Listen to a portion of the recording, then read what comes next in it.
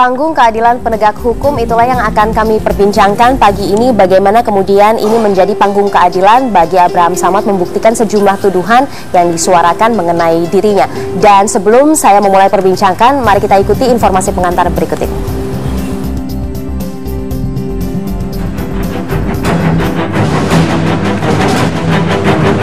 Komisi 3 DPR berencana memanggil pelaksana tugas Sekretaris Jenderal DPP PDI Perjuangan Hasto Kristianto pada Rabu ini. Pemanggilan berkaitan dengan pernyataan Hasto tentang pertemuan yang dilakukan Ketua Komisi Pemberantasan Korupsi Abraham Samad dengan petinggi PDI Perjuangan pada masa pemilu Presiden 2014 jelang penentuan calon wakil presiden bagi Capres Joko Widodo. Menyampaikan bahwa pemanggilan saya ini dalam kapasitas sebagai saksi atas dugaan pelanggaran pidana salah satu pimpinan KPK yang diduga bertemu dengan pihak-pihak yang terkait dengan kasus yang sedang ditangani oleh KPK. Banyak pertanyaan yang ditujukan ke saya, lebih dari 23 pertanyaan. Semula komunikasi kami yang sifatnya untuk membangun hubungan antara Bapak Abraham Samad dengan kami, kemudian berkembang lebih dalam membicarakan tentang kasus-kasus yang ditangani, dan akhirnya juga berbicara tentang niatan beliau untuk menjadi calon wakil presiden. Abraham Samad sendiri dalam konferensi pers yang digelar Selasa kemarin membantah tidak pernah menjanjikan untuk membantu kasus yang menjerat politikus PDIP yang ditangani KPK.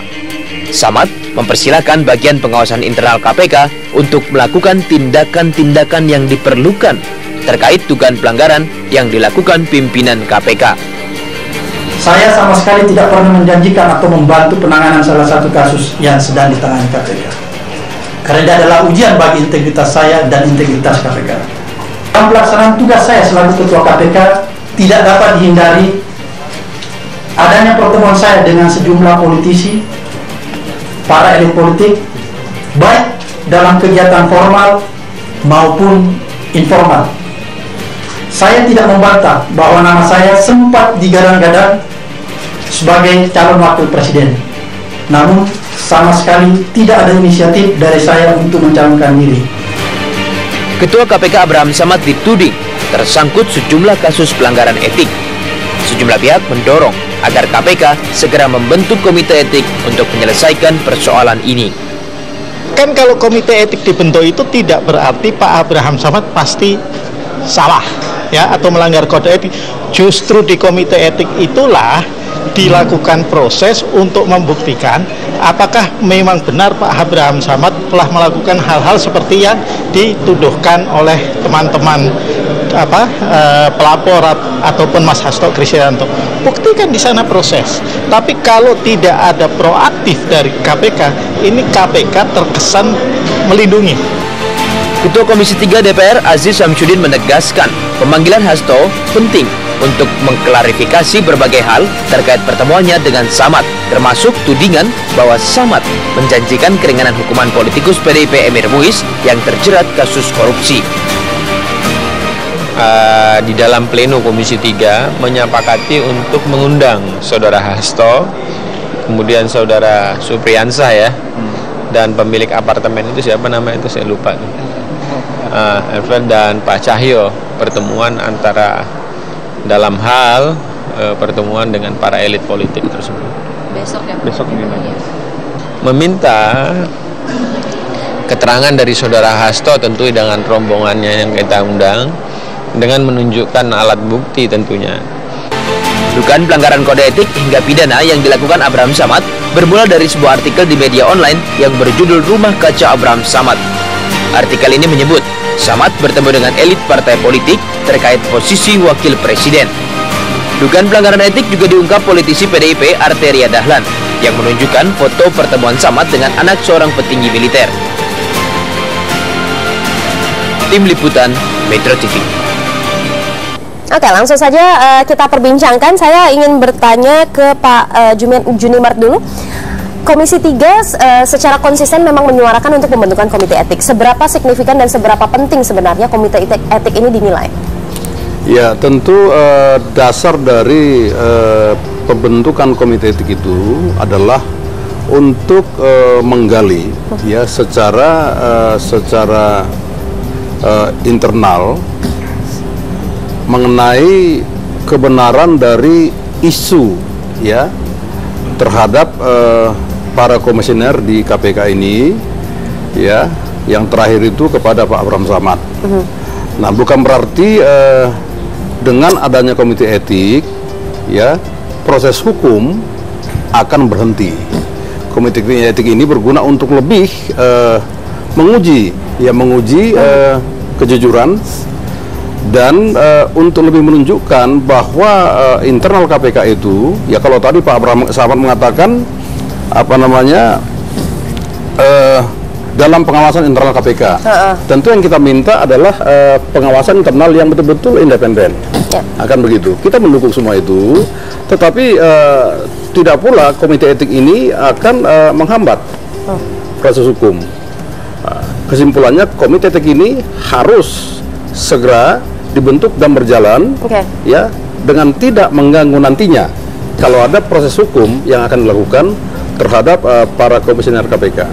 Hukum tetap jalan, etik tetap jalan, tapi ini tidak saling artinya hukum tidak bisa menghentikan dan begitu juga etik tidak bisa menghentikan sama sekali ya, ini jalan bersama-sama. Kalau etik bisa dihentikan, tetapi kalau hukum tidak bisa dihentikan. Nah, kita harus sepakati dulu ini. Ya, hukum sudah jalan, sudah masuk begitu ya laporannya dan sedang diproses. Seberapa signifikan sebenarnya Anda melihat Pak proses di komite etik ini? Kalau saya lihat ya, kalau kita bicara tentang hukum, status hukum itu lebih tinggi dibandingkan dengan kode etik. Kode etik itu apa yang diperiksa? Kode etik itu memeriksa tentang karakter, perilaku pribadi, bagaimana dia berorganisasi dalam suatu organisasi, hal-hal apa yang boleh dan yang tidak boleh dilakukan berorganisasi, dan masalah pribadi dia. Nah, kalau dalam etik KPK ini, itu ada disebut sebagai zero tolerance. Artinya mereka ini benar-benar karakternya, pribadinya, perilakunya dilingkupi oleh etika itu sendiri yang sudah diatur. Nah, pertanyaannya, apakah etika itu bisa menghilangkan perbuatan pidananya? Tentu tidak bisa. Makanya sekarang kenyataan yang ada adalah Polri sudah melakukan penyelidikan untuk kasus tersebut. Jadi kalau sampai nanti dia sudah tetapkan sebagai tersangka, saya kira nggak perlu lagi kode etik diadakan, karena percuma juga. Karena kode etik itu sebenarnya untuk melihat sejauh mana perbuatan etika itu bisa masuk ditingkatkan menjadi perbuatan pidana. Tapi dalam hal untuk menjaga kewibawaan dan integritas dari KPK itu dibutuhkan menurut Anda?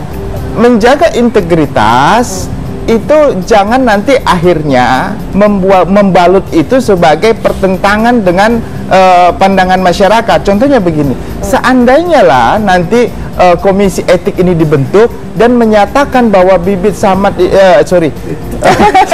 ingat Bibit Samad, Abraham Samad, Pak, hati-hati itu Pak. Abraham Samad ini kebetulan karena ada Pak Bibit di sini, jadi saya ingatnya Pak Bibit Melolo gitu ya. Abraham Samad ini ternyata melanggar hanya kode etik, tidak ditemu pelanggaran pasal 36 Undang-Undang KPK. Artinya apa? Artinya dia dikasih hukuman yang ringan lah, artinya peringatan ringan begitu, bukan peringatan berat. Persepsi masyarakat akan terbentuk. Kok bisa Polri menetapkan dia sebagai tersangka atau nantinya sebagai tersangka, tetapi kode etik ini, nah benturan inilah yang justru berbahaya bagi saya berpikir ya. Jadi lebih baik kalau menurut saya kita lihat dulu sejauh mana konteks penegakan hukum dijalankan oleh Polri. Kalau memang sudah sebagai tersangka, etikanya saya rasa nggak perlu lagi diadakan seperti itu. Pak Bibit, Anda dulu pernah juga di komite etik, pernah juga di KPK pada saat itu ya. Anda melihat seberapa signifikan atau penting atau tidak sih komite etik ini diadakan dan juga berjalan, sementara sebenarnya hukumnya sudah berjalan juga?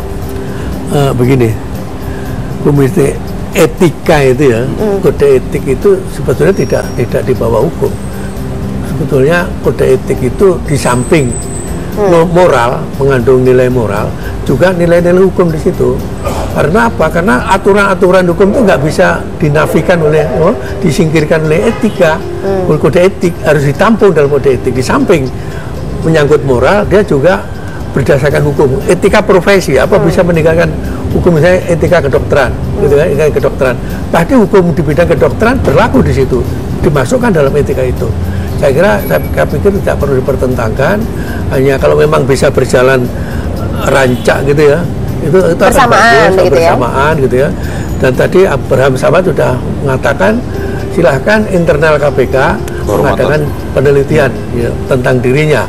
Saya kira perlu dilakukan. Kemudian kalau itu betul-betul ada indikasi ke sana, dibentuklah komite etik oleh internal tadi melalui sekjen dan sebagainya. Oke, Pak Bibit, Anda melihat memang tadi Pak Abraham Samad juga sudah menyatakan, oh ya boleh dilakukan upaya internal untuk hal-hal yang diperlukan begitu ya. Sebenarnya jika belajar dari kasus-kasus sebelumnya yang Anda rasakan juga, ini tergolong lama atau cepat atau biasa saja proses hingga akhirnya terbentuk komite etik, karena sejauh ini belum ada?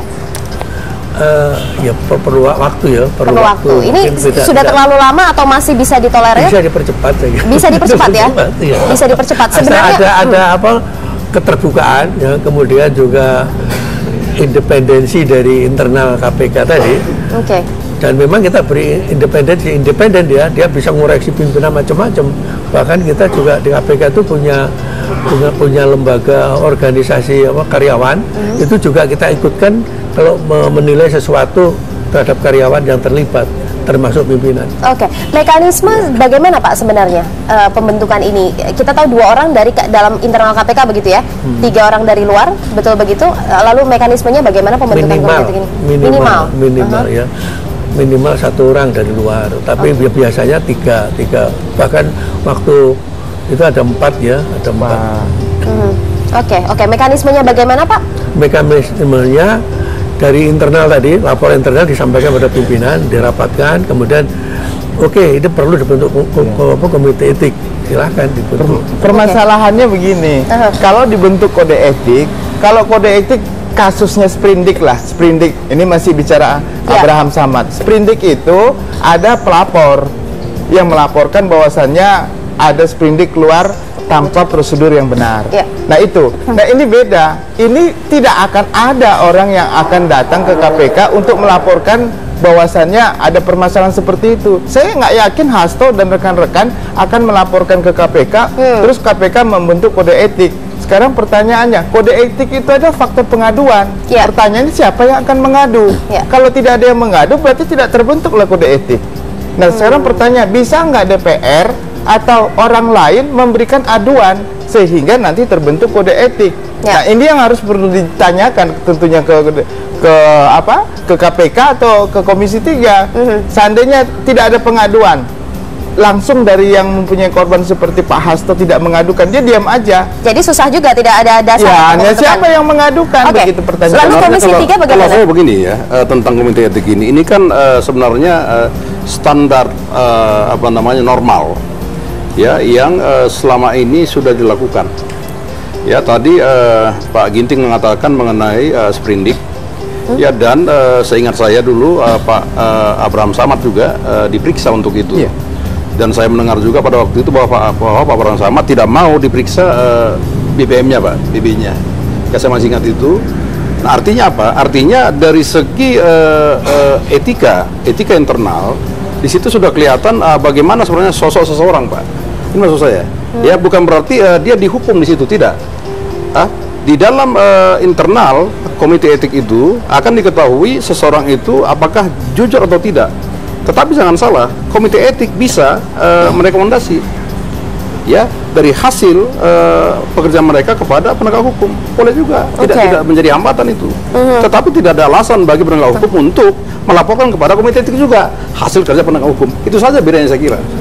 Tapi menanggapi pernyataan bahwa pengaduan itu bagaimana Pak? Artinya sudah diminta juga, salah satunya Pak Johan Budi juga sudah menyatakan ya kalau misalnya ada pertemuan apa-apa silakan melaporkan. Tapi sejauh ini belum ada laporan kepada KPK. Apakah kemudian juga DPR bisa melakukan sesuatu? Tidak perlu. Menurut saya tidak perlu pengaduan. dengan adanya berita-berita ya yang betul-betul menjadi konsumsi publik, ini menjadi bagian dari pekerjaan atau membentukkan satu komite etik. Jadi proaktif KPK, proaktif, ya, Pak? tidak perlu pengaduan. Mana ini menurut saya tidak perlu. Saya akan tanyakan ke Pak Bibit bagaimana nanti mekanismenya, bisakah, apakah ini menunggu aduan dulu ataukah KPK sebenarnya bisa proaktif? Tapi kita tahan dulu, Pak Bibit harus jeda terlebih dahulu. Pemirsa, tetaplah bersama kami, Bincang Pagi akan segera kembali.